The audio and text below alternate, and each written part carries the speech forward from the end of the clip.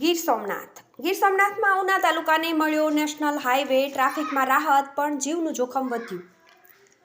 ઉના તાલુકા અને શહેરને Veraval Bhavnagar national highway મળતા ટ્રાફિકમાંથી રાહત મળી। જોકે નેશનલ હાઈવે હવે ટ્રાફિક કરતાં મોટી સમસ્યા બની ગયો છે। ઉના શહેરને હાઈવે મળવાને લઈ હાઈવેની આજુબાજુના ગામડાઓના લોકો પર દરરોજ અકસ્માતનું જોખમ ઊભું થયું છે। અનેક ગામડાઓને અંડરબ્રિજ કે ઓવરબ્રિજની સવલતો ન આપતા નેશનલ હાઈવે રોડ ઉપર પૂરપાટ ઝડપે આવતા વાહનોને લઈ દરરોજ નાના મોટા અકસ્માતની ઘટનાઓ બની રહી છે।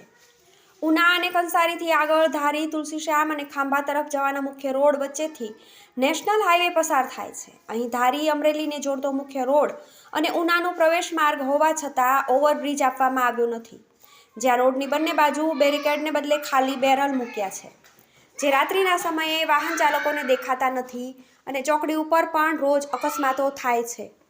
ઉના તાલુકાના ગાંગડા ગામ પાસે કોઈ જ ઓવરબ્રિજ નથી। અહીંથી અન્ય 5 જેટલા ગામોને આ જોડતા રસ્તાને ઓવરબ્રિજ નથી અપાયો, જેથી ગામની સામે બાજુ જવા માંગતા ખેડૂતોને 1.5 કિલોમીટર દૂર વળાંક લેવા જવું પડે છે। હાઈવે પર આવેલા ગામડાઓના રસ્તા, વળાંક અને ડાયવર્ઝનનો વિચાર કર્યા વિના ફક્ત હાઈવે બનાવી દીધાનો આજુબાજુના ગ્રામજનો આરોપ લગાવી રહ્યા છે।